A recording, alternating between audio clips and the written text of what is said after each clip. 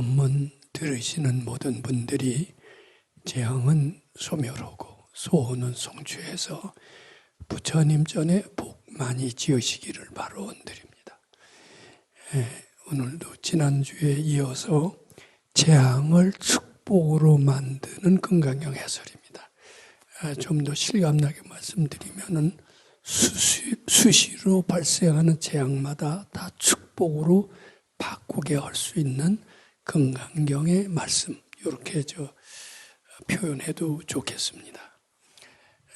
지난번에 이제 금강경 1분을 말씀을 드렸습니다만은 제일 먼저 시작되는 단어가 부처님이라는 단어였습니다. 근데 부처님이라는 것은 어떤 분이냐? 부처님을 잘 해석하는 것이야말로 금강경을 잘 해석하는 길이다. 이렇게 말씀드렸던 적이 있습니다. 그리고 부처님을 사람들의 관점에 따라서 세 가지로 나눠서 생각해 볼 수 있다. 이런 말씀을 드렸고, 우선 인간으로서의 부처님을 우리가 생각해 봤습니다. 인간으로서의 부처님은 특히 남방불교, 즉 소승불교 지역에서는 대개 인간으로서의 부처님을 되게 염두에 두고 인간으로서 할 수 있는 그런 신비하지 않은 그런 부처님을 주로 공부하고 있습니다. 소승불교 쪽이 그렇습니다. 근데 대승불교 국가에서는 좀 다른 것 같아요. 우리가 알고 있는 티벳이나 부탄, 그 라마교를 믿고 있는 나라입니다. 거기는 언뜻 보기에 소승 같지만 아닙니다. 아주 대승이더라고요. 저는 사실 티벳에를 한번 가본 적이 있었는데 굉장히 가난하게 살아요. 우리 6.25 때 피난 시절에 그 생각이 떠오를 정도로 아주 가난하게 사는데 그네들의 정신은 굉장히 고결했습니다. 아주 제가 깜짝 놀랐어요. 그리고 보살 정신을 그대로 구현하려고 살고 있었던 것 같습니다. 똑같은 나라도 소승불교는 그 스리랑카 같은 데서는 10달러 비치필 단위 각 나눠주니까 나도 주셔 하면서 승려가요. 거지 행각을 벌이는 것을 제가 볼 수가 있었습니다. 근데 티베트의 스님들은 안 그랬던 것 같아요. 제가 50달러 주더라도 거절을 하더라고요.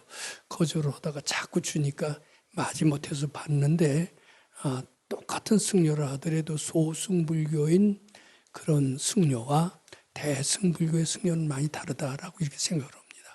그럼 소승불교는 부처님을 인간으로 놓고 보는 겁니다. 신이다, 절대자다, 보살이다 이렇게 보지 않습니다. 아마 보살이라는 단어는 대승불교에서 나왔다 이렇게 봐야 됩니다. 구세주라는 단어도 역시 대승불교의 개념에서 나왔다 이렇게 봐야 됩니다.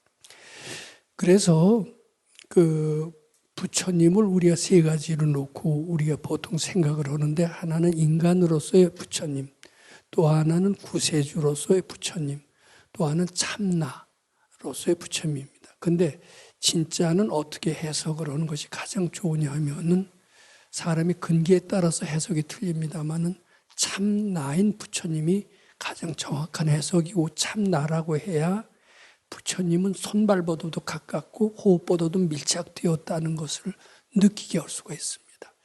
그런데 수행을 많이 한 사람은 부처님은 굉장히 가깝게 이렇게 느껴집니다.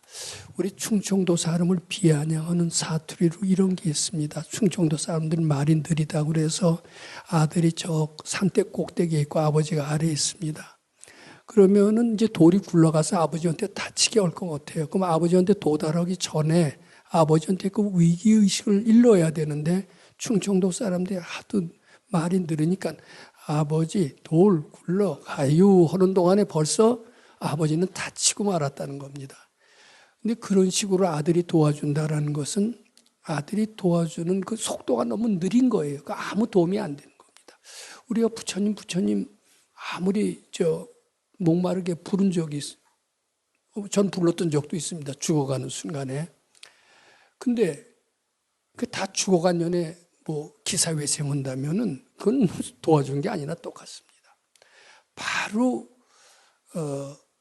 아주 위기 때 부처님을 부르면 도와줄 수 있는 부처님을 느껴야 이게 구세주로서의 부처님이 되는데 이제 구세주의 부처님은 인간으로서의 부처님보다도 훨씬 부처님이 위대한 면모를 보이고 있습니다. 근데 구세주로서의 부처님보다 더 위대한 것을 느끼게 하는 것은 내 속의 부처님입니다. 그것은 정말 충청도 사람이 그 정도가 아닙니다. 굉장히 빠른 속도로 와서 바로바로 구현해 주는 것이 특징인데요. 우리가 그런 부처님을 실감하는 공부가 우리 지금 금강경 공부다 이렇게 얘기를 해야 됩니다. 그런데 지금 대부분의 그 불자들은요, 부처님이 가피력하지만 가피력은 어쩌다 맛보죠.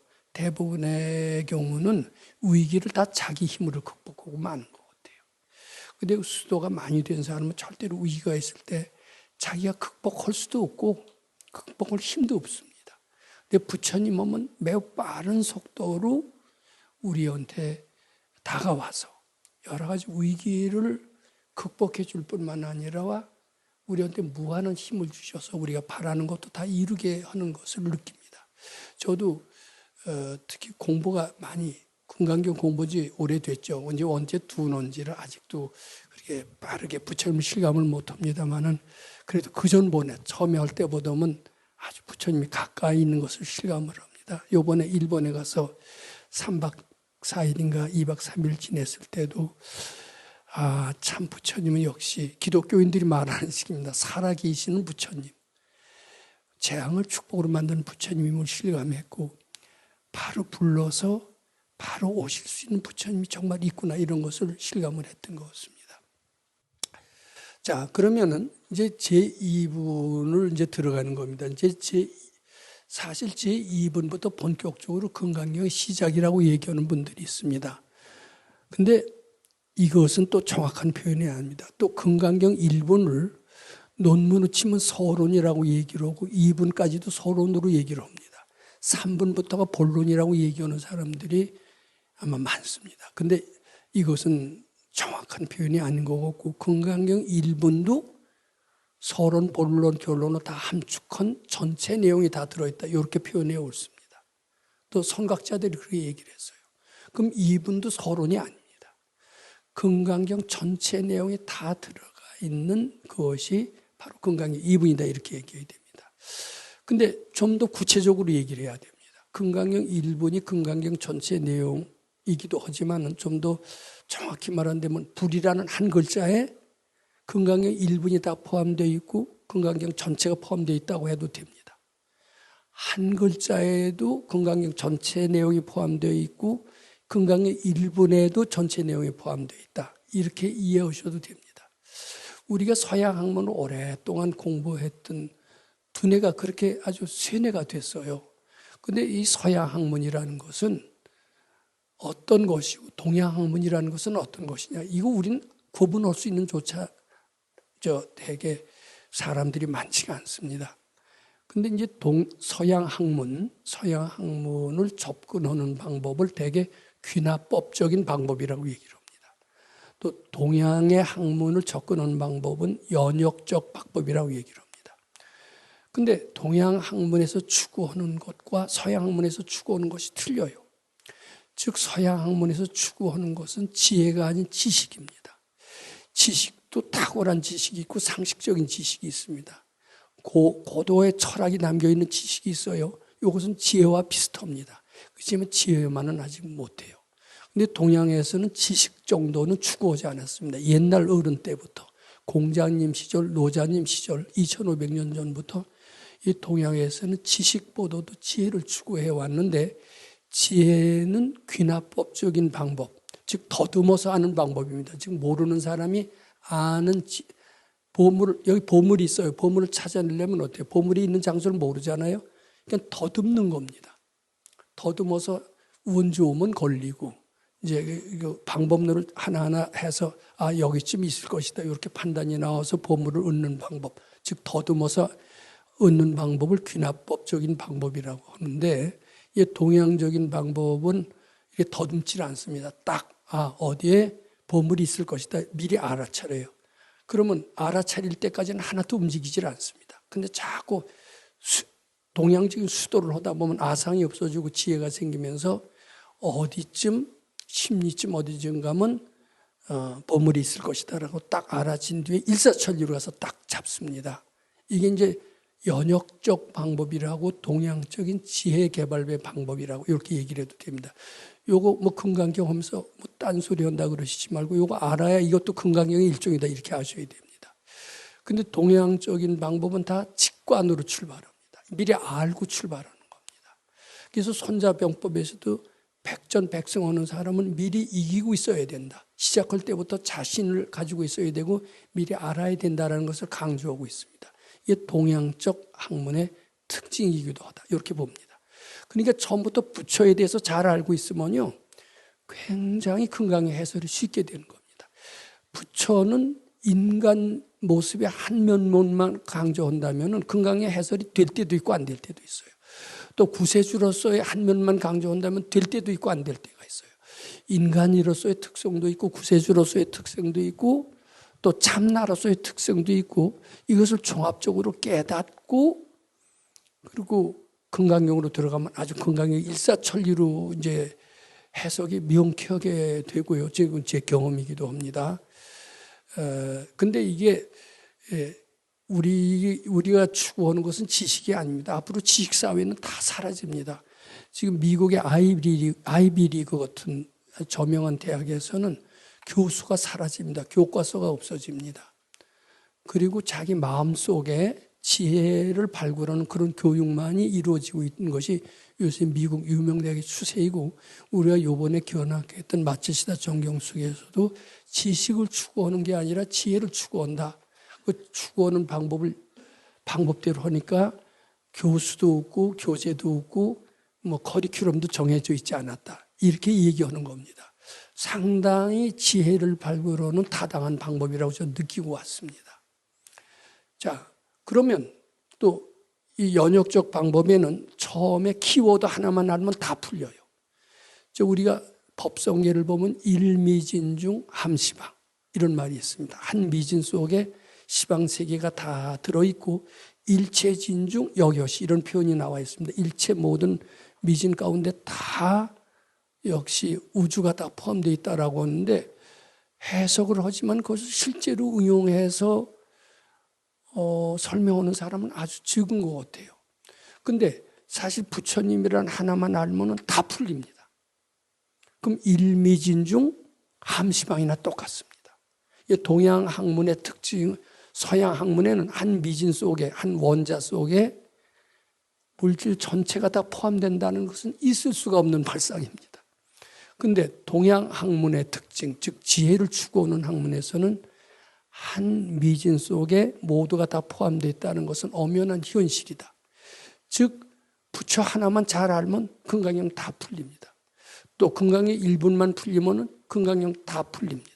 마찬가지로 금강경 2분의 희유세조나 하나만 풀어도 2분이 다 풀리고 2분 풀면은 금강경 전체가 다 풀린다.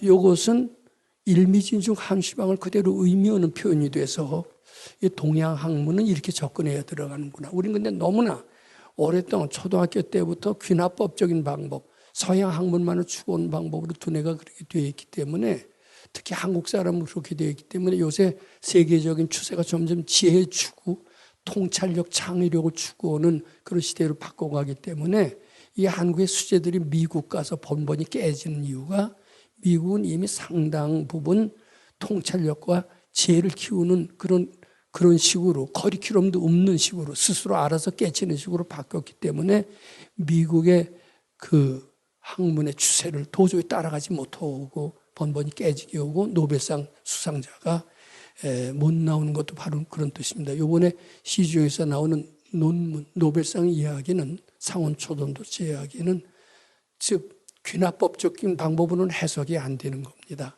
그 직관으로서 영감으로서 얻어진 그런 방법이다. 즉 지혜로서 얻어진 방법이다. 많이 지식이 있어도 알아챌 수 없는 방법이다라는 것을 참고로 말씀을 드립니다. 자, 그러면은 금강경 제2분이 있어요. 이때부터 본격적으로 금강경이라고 하는 겁니다. 1분과 2분 사이에 무슨 얘기를 서가열께서는 하셨을까? 1분에서도 이미 금강경을 다 말씀을 하셨어요. 금강경은 서가열애가 깨치자마자 바로 너희들은 부처다. 부처가 되는 길은 마음 밖에서 찾지 마라. 네 속에서 찾을 수 있다. 그렇게 깨치시고 일러드리고 싶었던 거예요. 그래서 이제 말씀 없는 무언지교로 가르쳐 주신 것이 바로 금강경 1번인데 그 무언지교로서는 한계가 있음을 느끼셨습니다. 말을 좀 하긴 해야 되겠다. 이렇게 이제 생각을 하시고 이제 부처님께서는 본격적인 금강경인 2분을 들어가기 전에 사람들이 금강경을 받아들일 그런 역량이 되도록 훈련을 시키시는 연습을 하셨던 것 같습니다. 즉 그 사람들의 정도에 맞는 그런 법문을 해가시면서 그네들이 큰 가르침을 받을 그런 역량을 갖출 준비를 시켜 나가셨다는 거예요. 그래서 그 경전에도 그런 얘기가 나옵니다. 그러니까 부처님께서 참 대각을 이루시고 보니까 그대로 본인이 부처예요. 그래서 가르쳐 주려고 했더니 다 부처예요. 가르쳐 줄 필요가 없어요. 근데 부처인 줄 모르고 있어요. 부처가 모르고 있고 탕자로 여기고 있어요. 우리는 전지전능하지 않습니다. 우리는 돈 한 푼이 새로운 거지입니다. 돈 한 푼 주십시오. 죄송합니다. 그런 거지의 마음으로 꽉 차 있는데 너희들이 부처다, 부자다, 임금이다 이렇게 한들 그걸 도저히 받아들이지 않고 우리는 재앙을 소멸하고 소원성취하는 여기에 매달려 있는 가련한 존재입니다라고 열등감이 막 쪄들어 있어요. 제가 보니까 학교 다닐 때 잘하는 과목도 있었고 잘 못하는 과목이 있었어요. 그러면 이제 잘 못하는 과목은 선생님이 교수 방법이 나빠서 또는 그걸 하려면 가정교사가 있어야 되는데 우리처럼 가난하니까 가정교사가 없어서 내가 그 과목을 잘 못하기 때문에 성적이 나쁘다. 이렇게 이제 남이 탓을 했습니다. 근데 나중에 공부를 좀 하고 보니까 남이 탓할 거 하나도 없더라고요. 자기가 받아들여 줄 준비가 안 돼서 그런 겁니다. 자기가 받아들여 줄 준비를 하면 지금 한국에서 지금 노벨상 수상자가 하나도 안 나왔는데 왜 안 나오느냐? 실력이 없어서 좀 재주가 없어서 미국 사람이 머리를 못 따라가서 미국에서는 400명이 나오는데 우리는 한 사람도 못 나온다. 우리가 머리가 못 따라가서 못 나오는 게 아닌 것 같습니다. 이 받아들여 줄 준비가 전혀 안 돼 있어서 우리는 노벨상을 못 한다. 저는 이런 표현이 더 옳습니다. 우리는 노벨상이 오긴 너무나 대단하다. 우리는 너무나 주눅이 들어있어요. 너무나 열등감이 들어있어요. 우리가 어떻게 감히 노벨상을 탈 수가 있느냐? 노벨상 우리한테 너무나 멀다. 우리는 거지다. 그죠? 조그만 대학에서 수석하는 것으로 만족하지 미국에 가서 미국을 휘어잡고 노벨상을 마음대로 탈 수 있게는 우리는 턱없이 열등감을 느낀다. 이런 거지 마음이 우리로 하여금 열등감을 못 타게 만든다. 저는 이렇게 해석을 합니다. 지금도 우리가 부자 마음이 되고 그런 것 좀 우리가 얼마든지 만들 수 있고 탈 수가 있다. 이런 자신감을 가진다면은 그리고 공부한다면은 그 노벨상 같은 큰 상도 우리한테 얼마든지 얻어질 수 있게 된다. 저는 이렇게 생각을 합니다. 우리 마음을 바꾸는 것이 매우 중요하다. 이렇게 생각을 합니다.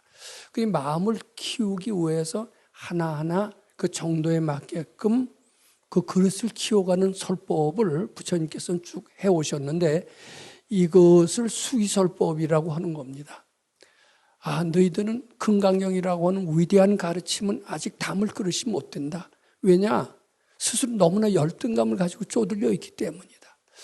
너희들은 열등감을 해소하는 것부터 먼저인데 너희들한테 알맞는 얘기부터 시작을 해서 열등감을 벗어나 주게 하겠다.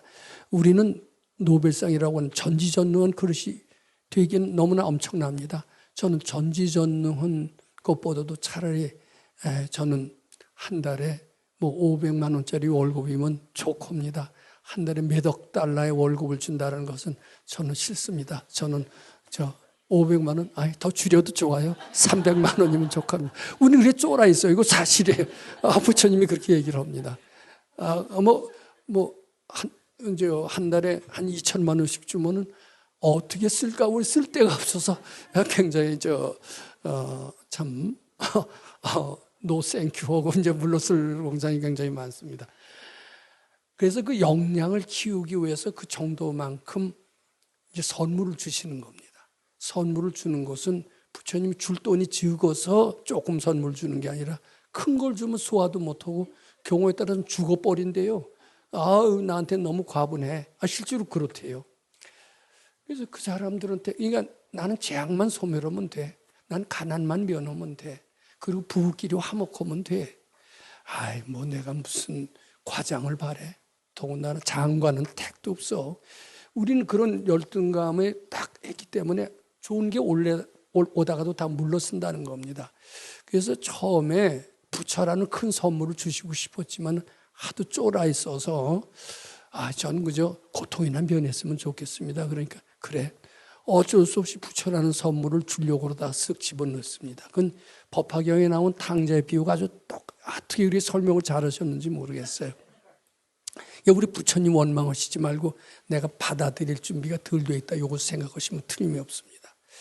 그래서 고통을 재앙만 면하게 해주십시오. 이런 사람들이 하도 많아서 그 고통을 없애는 법문을 해주신 것을 아함부 법문이라고 얘기를 합니다. 소승분 경전이라고 얘기를 합니다. 그것을 12년으로 하시고 나니까 이제 고통이 다 면했어요. 근데 이제 인도에서는 4가지 계급이 있습니다. 제일 아주 에리트, 이제 브라만, 그 다음에 이제 왕족들, 이제 크샤트리아, 또 3번째 상공, 농민, 장사꾼, 이게 이제 베이샤, 그리고 제일 천민은 스드라, 이제 쌍놈이죠. 근데요, 우리나라는 양반 쌍놈이 이미 200년 전부터 거의 다 없어졌습니다. 200년 전부터 70%가 양반이었어요. 근데 인도는요, 요새 가보면요, 여전하대요. 4계급이 뚜렷하대요. 서로 친구도 안 되고, 결혼도 안 하고, 같이 밥도 안 먹고, 저는 우리는 인도 갔습니다만, 그 짧은 기간에 인도를 알 수가 없죠. 근데 인도에 오래 살면 아주 그것을 느낀대요. 인도라는 민족은 참 괴상한 민족이에요. 몇천 년 지났으면 이제 없어질 때가 되지 않았어요. 그러니까 그게 타고날 때부터 이건 숙명이로구나. 도저히 우리는 쌍놈에서 양반 반열로는 영원히 못 올라가는구나. 이제 이게 한계성을 느낀 그 서가열의 당시에도 그 한이었답니다. 이거 영원히 고정불변이고 우리는 영원히 양반이 못 된다. 우리 조선시대만 하더라도 양반을 돈 주고 사기도 했었습니다. 영원히 양반이 못 되는 게 아니었습니다. 허준이나 홍성, 이런 분들은 상민이었다 양반이 된 케이스입니다. 그런 기적이 가끔 일어났지만 인도에는 한 건도 없어요. 이게 한이 안 풀리는 거예요. 그래서 아니다. 고정불변이 아니다. 다 전생에 죄 지었기 때문이다.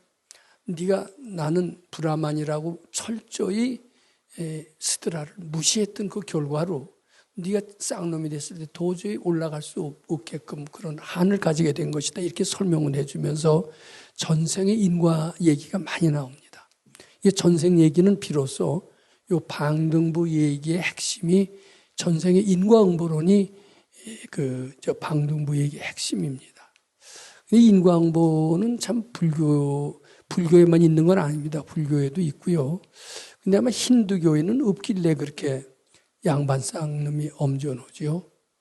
근데 인과응보는 인과응보의 진리, 또 공의 진리, 일체유심조의 진리는 불교 진리의 아주 핵심적인 진리다. 저는 이렇게 생각을 합니다. 근데 그렇게 하니까 한이 풀렸어요. 이제 한이 풀리니까 이제 본격적으로 수도의 마음이 나는 겁니다. 이게 한이 있고 고통이 있으면요. 지금 고통부터 해결하고 싶지, 밝아지고 싶지가 않아요. 그러니까 유명한 그 그리스의 철학자인가요? 디오게네스라고 하는 사람이 있는데 늘 드럼통 같은 통 속에서 산다고 그러잖아요. 알렉산더 대왕이 딱 가서 여기에 유명한 철학자를 한번 만나러 왔다. 디오게네스다. 근데 깡통 속에서 여전히 누워있으면서 나올 생각을 안 하는 겁니다. 당신이 소원이 뭐요?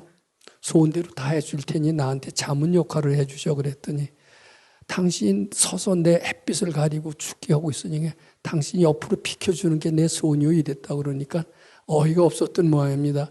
그런 것처럼 이게 자기 그릇만큼 바랍니다. 큰 것 못 바라요. 근데 이왕이면 큰 뜻을 갖는 게 좋다는 겁니다. 부처가 되려는 큰 뜻을 갖는 것은 매우 바람직하다라고 해요.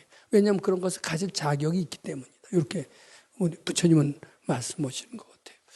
그래서 이제 암부 12년, 방등부 8년 이제 마음 닦아서 밝아지는 것이 부처님이 깨닫고 나서 가장 하시고 싶었던 말씀입니다. 너희들은 곧 부처다. 스스로 부처인지를 모르고 있기 때문이다. 자, 이제 고통도 면하고 한도 면했으니 자, 부처가 되는 길을 가라. 그것이 가장 서가열애가 하시고 싶었던 말씀이었고 그 반야부의 핵심이 금강반야바라밀경이고 그래서 금강반야바라밀경을 서가열애가 가장 밝으실 때 설하신 경이라고 얘기를 합니다. 이제 다 부처가 되는 방법을 얘기를 해 주시고 나니까 이제 내가 할 일을 다 했다. 서가열애도 마음이 아주 훤히 뚫리고 내 이제 와서 이 세상에 태어난 모든 목적을 다했다면 이렇게 편안해지셨다라는 게 우리 스승의 말씀이기도 합니다. 그러니까 이제 고두에는 기분이 좋았어요. 할 일 다 얘기했으니까 이제 선물만 줄 게 남았습니다. 그래, 너도 이대로 해서 부처가 될 것이다. 너도 이래서 부처가 될 것이다. 그러면서 10세 제자들한테 다 수기를 주시죠. 심지어는 가장 악인으로 알려진 대바다타 같은 악인도 부처가 될 수 있다라고 얘기를 해 주셨고요. 그렇게 구원의 길이 악인한테도 있다. 심지어는 여자는 영원히 성불 못한다라고 되어 있는데 법화경에 보면 용녀가 바로 금생에 성불이 되는 장면이 나옵니다. 그래서 모든 불가능이라는 것은 다 없다라는 것을 일깨워 주시고 불가능이 없을 뿐만 아니라 부처가 될 수 있다까지 일러주시면서 이제 속에 있는 말씀을 다 토해내신 내용이 이제 바로 법화경이라고 그렇게 알려지고 있습니다. 이제 그거 오시는 게 이제 8년이 돼서 요 토탈 더하기 해보세요. 20년, 41년, 49년입니다. 근데 이 똑똑한 사람들은 뭐 49년 틀려요. 학자들은 45년 했다고 그럽니다. 45년 했다고 불교학자들은 얘기를 합니다. 근데 우리나라 전통 불교에서는 49년 설법이라고 얘기를 하는데 45년이면 어떻고 49년이면 틀려요. 뭐 수능 볼 때는 45년 하면 맞고 49년 하면 틀릴 겁니다. 근데 우리는 49년에 익숙하기 때문에 그냥 49년 쓰는 게 우리는 아직도 불교의 전통으로 내려옵니다. 그거 너무 집착할 필요가 없다라고 생각합니다. 근데 이제 이렇게 해서 정말 본격적으로 얘기하시고 싶은 가장 말씀하시고 싶은 내용 이제 금강반야바라밀경이고 이때가 서가열애가 가장 밝으신 때다 이렇게 얘기를 합니다. 제가 이제 그 질문을 드렸어요. 서가열애는 본래 깨치셨고 태어나실 때도 밝으셨고 깨치실 때도 밝으셨고 열반하실 때도 밝으셨는데 가장 밝으셨다라는 게 무슨 말이 됩니까? 이런 질문을 한 적이 있습니다. 어때요? 그런 질문 그럴듯한 질문 아닙니까? 그런 질문도 할 수 있어야 됩니다. 이제 그럴 때는 이제 되게 질문 잘했다 이렇게 대답하시는 수가 많아요. 근데 그런 질문은 필요하기도 합니다. 근데 우리 선생님의 제자들은 모두 그냥 너무 점잖아서 질문을 잘 안 하고요. 질문을 잘 안 하니까 그 선생님 말씀을 들어서 여시한 어머나면서 책을 쓰지도 못하더라고요. 저는 다행히 질문을 좀 한 편이고 주워 들은 것도 좀 있어서 여시하면 하면서 책도 쓴 적이 있습니다. 근데 그런 사람도 필요해요. 그렇지 않으면 그 훌륭한 분의 기록이 남질 않기 때문입니다. 근데 이게 이제 처음에 서가열애는 크게 깨달으실 때도 이미 밝으셨어요. 근데 제자들의 수준은 재앙소멸이 고작이었어요. 제자들은 박지가 않았습니다. 요 방등 볼 때도 제자들 수준이 조금 낮았습니다. 서가열애는 똑같이 박습니다. 근데 여기서는 어둠 색깔이 짙었고 어둠에서 조금 벗어났고 제자들이 21년 하고 제일 마지막을 됐을 때는 제자들이 상당히 성숙했습니다. 제자들도 성숙하고 서가열애는 이미 밝아 있고 제자들이 성숙한 것을 포함해야만이 서가열애가 가장 밝으실 때라는 이런 답변이 나온다. 이렇게 스승께서는 말씀해 주신 겁니다. 근데 이번에 재밌는 게요. 우리 모임에서 일본의 마츠시다 정경숙을 견학한 게 아닙니다. 견학 정도가 아니라 연수를 했고 훈련을 했고 학술 토론을 했어요. 그런 과정을 통해서 우리의 정도를 확인했습니다. 저는 그 마츠시다 정경숙의 부책임자가 마츠시다 고노츠케라고 하는 세계적인 우인에 속합니다. 경영의 신이고 돈도 많이 벌었는데 그의 정체성이 어떤가 설명할 기회를 들은 적이 있었습니다. 근데 그이는 돈보다도 진실성을 더 강조했습니다. 돈보다도 종교적인 진실성, 이것을 가장 인재 양성의 근본 이념으로 삼았고 그걸 추구해서 달성하는 것이야말로 돈도 만드는 원리라고 설명을 했는데, 그 설명하는 사람들이 어떻게 얘기를 하냐면 그 마츠시다의 그 고상한 철학을 현재 그 숙생들, 원생들이죠. 원생들이 아직도 이해하지 못한다라고 얘기를 하고 있습니다. 근데 우리의 모임은 어떠냐? 주경야선 가행정진을 하고 공경심을 그 수행에 제일 모토로 삼고 있습니다. 그리고 우리는 우리의 가르침을 수련이 아닌 종교로 삼고 부처님을 절대로 하는 공부를 해왔습니다. 그런데 익숙해서 그런지 일본에 가서 마츠시다 정경숙의 그 설명을 듣고 그 숙생들보다 우리가 훨씬 더 빨리 이해하는 것을 봤습니다.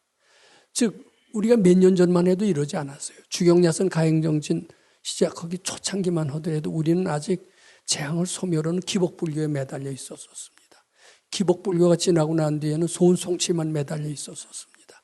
마음 닦아, 그리고 수련으로 생각했고, 수련이 끝나면 다시 그 기쁨이 사라지는 원점으로 되돌아가는, 즉 종교로서의 가르침으로 받아들이지 않았던 것같습니다. 그런데 최근에 주경야선 가행정이 자꾸 무르익어가면서 이건 절대 공경심이 필요하고 이 가르침은 종교로서 접근해야 된다, 이렇게 이해하게 되면서 상당히 수준이 높아졌다고 봅니다. 그렇기 때문에 일본의 에리트입니다. 마츠시다 정경수에 들어간 것은 일본에서도 좋은 대학을 나온 뒤에 최고의 대학원 과정을 밟고 있는 것이 마츠시다 정경숙의 숙생의 특징입니다. 그 숙생들도 도저히 이해하지 못한 고상한 철학을 우리는 이해할 수 있었다는 것. 우리의 자랑이 아닙니다. 그것을 제가 비유해서 서가열애가 가장 밝으실 때는 서가열애만 밝은 게 아니라 그 제자들도 밝아졌을 때로 그렇게 표현하셨듯이 우리는 지금 수준이 굉장히 높아져 있기 때문에 우리 법당의 수준은 지금 이제 건방진 얘기가 아닙니다. 사실 그런 것 같습니다. 세계적인 수준으로 올라와 있다. 저는 이렇게 감히 말씀드리는 겁니다. 즉 그때 하신 말씀이 가장 부처님 말씀의 에리티오 에키스다. 그 말씀대로는 밝아질 수 있다. 이제 이렇게 우리가 이해하고 있는 겁니다. 그게 바로 금강반야바라밀경이라는 겁니다. 자, 그래서 이제 금강경 제2분의 이제 해설을 이제 들어가는데, 조금만 해석을 하고 2분은 오늘 다 해석은 못할 것 같아요. 근데 2분이 여기 교재가 없으니까 대개 이렇게 시작이 됩니다. 시에 장로 수보리 대중중하여. 이제 제1부는 안한존이라고 하는 기억력이 뛰어난 그 제자가 서가열의 말씀을 다 기억해서 썼다라고 알려져 있는데 사실은 기억력에 의해서 쓴 것은 아닙니다. 깨달음을 얻은 분이고 깨달음을 얻어서 서가열애와 한 마음이 되었기 때문에 그런 경전에 참여할 수 있고 지필할 수 있게 되었다. 이렇게 말씀을 드립니다. 기억력에 의존해서 쓴 게 아니라 부처님과 이미 한 마음이 됐어요. 안한존자. 안한의 작품이 금강경 1분입니다. 그렇다면 금강경 2분은 안한의 작품이라고 하기보다도 수보리 존자의 작품이다. 이렇게 저는 말씀드리고 싶습니다. 근데 수보리 존자는 어떤 분이냐면 해공제일의 그런 달인입니다. 공의 진리를 잘 해석하는 달인인데 이 수보리 존자는 바로 처음부터 그렇게 공을 진리를 잘 해석할 수 있었던 분은 아니었다고 그래요. 그는 굉장히 진심이 많았던 사람이라고 그렇게 알려져 있습니다. 근데 우리가 뭐라고 그랬습니까? 재앙을 축복으로 만드는 금강경. 천하의 악인이라 하더라도요, 우리는 그의 성자가 될 수 있다라고 믿습니다. 왜냐하면 그 악인이라고 이름 짓지 않고 수도하고 그렇게 되면 천하의 악향은 사라지면서 본래 있었던 위대한 성품이 드러나게 이제 그것은 재앙이 축복으로 만드는 이치와도 동일합니다. 그래서 악인도 실천해서 성자가 될 수 있는 게 금강경 가르침입니다. 말하자면 수벌이 존재하는 진심이 많았던 사람이고 성질을 잘 내서 불협화음을 일으켰던 사람인데 수도를 잘했고 금강경 공부를 해서 그런지 아주 위대한 성자로 변했습니다. 성자가 되었다는 것은 뭐냐면 아상이 없어졌다는 뜻입니다. 아상이 없어졌기 때문에 너 나가 없어요. 부처님과 당신이 둘이 아니라는 것을 느끼는 겁니다. 그러니까 부처님 말씀을 바로 자기 말로 이해하고 소화하고 이럴 정도가 됐습니다. 자, 그래서 이제 금강경 제2분에는 어떤 표현이 나오냐 하면은 시의 장로 수보리가 나와요. 등장하면서 즉종 좌기 편단 우견 우술 착지 합장공경이라는 게 나옵니다. 그리고 200불어나대. 이제 부처님께 먼저 질문을 드리는 거예요. 근데 질문을 왜 드리느냐? 이 굉장히 지혜롭습니다. 해공제일의 수보는 굉장히 지혜로워서 이제는 부처님께서 소원을 성취하고 싶은 사람한테는 다 소원을 성취하게 해주셨고 재앙을 소멸하고자 하는 사람한테는 다 재앙을 소멸하게 해주셨다. 이젠 대중들도 상당히 자질이 높아졌고 근기가 수승해졌다. 이제 이 사람들한테는 큰 법비를 내릴 차례다. 법비를 내릴 차례라는 것을 아지 못하게 실감하고 있었습니다. 그 법비에 대한 질문은 자기밖에 할 사람이 없다는 것을 수고리 존자는 감지하고 있었습니다. 내가 나서서 이제 이 큰 법비에 대한 질문을 드리고 부처님께서 그 답변을 해 주심으로써 많은 사람들을 신심밟게 하자. 이것은 말씀은 서로 주고받지 않았지만 무언의 약속이 되어 있어요. 왜냐하면 부처님 마음이 곧 자기 마음임을 실감하는 매우 지혜로운 분이 바로 수보리였기 때문에 그렇습니다. 자, 근데 한번 신심을 한번 생각해 보고자 합니다. 우리는 제가 처음에 우리 훌륭한 선생님이신 그 백 선생님을 만났을 때 말씀이 참 시원했습니다. 그래서 그 시원한 것을 하도 인상이 깊어서 요새 이 퍼날르기라고 하듯이 이제 보는 사람마다 나는 이런 말씀을 들었다. 그러면서 그 궁금해하는 사람들이 꽤 있으니까 맨날 이제 그걸 퍼날르기를 했던 것 같습니다. 그러면서 저는 매주 가기 시작을 했고 드디어 출가하기 시작을 했습니다. 근데 이게 별 부작용만 없으면 신심이 점점 커지게 됩니다. 제가 이렇게 썼어요. 이제 신심이 생겨요. 근데 나쁜 업보와 만나지 않으면은요, 이 신심이 점점 더 성장합니다. 그런데 이 신심이 성장을 하고 발심이 돼요. 출가까지 하게 됩니다. 발심을 하다가 환희심을 나고 환희심이 이제 지혜를 만듭니다. 깨달음에 이르게 됩니다. 그런데 이제 문제는 중간에 잘 나가다가 퇴타심이라는 덫에 걸린 뒤에 환희심도 사라지고 깜깜해지면서 부처님 대열에서 멀리 떠나는 사람은 저는 종종 봅니다. 왜 그럴까? 근데 거의 다가 친한 사람 만들고 나쁜 업보가 공부를 방해하기 때문에 신심이 떨어져요. 저절로 떨어지진 않아요. 즉 나쁜 친구만 만나지 않으면, 즉 달콤한 친구만 만나지 않으면 절대로 신심을 뻗어나가지 퇴타심이 나지 않습니다. 근데 가장 공부를 방해하는 업보는요, 가족이더라고요. 그래서 결혼하게 되면 되게 보따리 싸고 퇴타심이 나는 수가 많습니다. 그리고 같은 도반이라 하더라도 공부를 계속 방해하는 업보가 있고 또 도와주는 업보도 있어요. 도와주는 도반 만나면 그걸 법을 도와주는 인연이라고 그러는데 그런 사람 만나면 점점 하는데 그건 좀 드문 것 같습니다. 되게 업보라고 하면 친한 것이 특징이고 친한 것은 공부를 거의 방해한다 이렇게 보면 됩니다. 근데 이제 나쁜 업보만 만나지 않으면 신심은 더욱더 성장을 하고 발심이 되고 환심이 나고 나가서는 지혜가 납니다. 지혜가 나면은 점점 더 공경심은 변해서 절대 공경심으로 됩니다. 그건 누가 시키지 않아도 절대 공경심이 되고 저절로 부처님한테 예배하고 싶은 생각이 드는 겁니다. 말하자면 수보리 존자는 처음에 진심이 많은 사람으로 알려져 있지만은 이제 부처님을 만났고 부처님을 만나면서 신심이 놓았고 다행히 나쁜 업보는 주위에 없었던 것 같아요. 그러면서 신심은 더욱더 커지고 그리고 발심이 됐고 그리고 출가를 하고 그리고 부지런히 수도해서 이제 상당히 지혜로워졌습니다. 이제야말로 금강경을 설할 때가 되었구나. 이런 분위기를 감지하고 자기가 질문자로서 나서야 된다라는 그 때를 감지하고 있었던 겁니다. 그래서 이제 그이는 즉종좌기 편단우견 우술착지 합장공경 2절이 누가 시키지 않아도 자동적으로 아마 인도의 전통 예절인 것 같아요.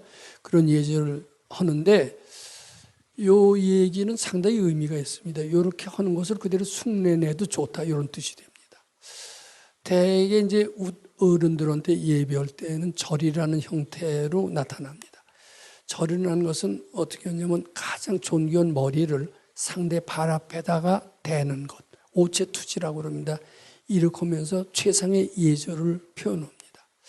그런데 그 최상의 예절로서 소문난 경우는 아마 티벳이 아닌가 싶어요.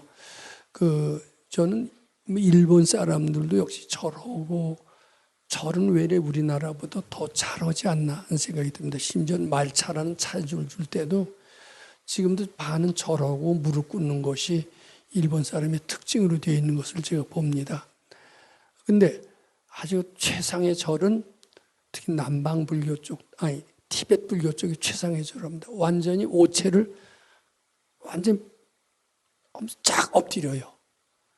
그 오체 투지를 하면서 몇백 리를 걸어갑니다. 그건 대단히 철저합니다. 수백 리를 삼보일배라는 이제 이게 티벳에서 나왔어요. 그래갖고선 그 사람들 신심은 대단한 것 같아요. 그래서 본래 이제 이렇게 해서 청법을 한 뒤에 자기가 이제 부처님 공부를 하니까 너무나 좋고 행복하고 지혜가 나니까 다른 후학들한테도 일러주고 싶어요. 그래서 이제 질문을 드리는 겁니다. 어떻게 수도하면 어떻게 밝아집니까? 또 부처님 어떻게 하면 선언념 선부 적었습니까? 대답을 잘 안 해요. 네가 깨쳐라. 그러면 힌트만 주십니다. 여시 주며 여시 항복기 시민이라. 대답을 방법론이 없습니다. 스스로 깨치게 합니다. 제가 금강경 해설을 전혀 못했을 때 누구한테 듣고 해설한 게 아닙니다. 부처님 어떻게 하오리까? 그럼 부처님은 여시대로 해라. 여시가 말이 됩니까? 근데 자꾸 바치니까 결국 알아지듯이 여기 여시라는 추상적인 답변을 하면서 스스로 깨닫도록 유도를 하는 겁니다. 이 다음 시간에 이분에 대한 구체적인 말씀은 좀 더 드리기로 하고 오늘은 여기서 이분의 말씀을 이 정도로 정리해 마치도록 하겠습니다. 감사드립니다.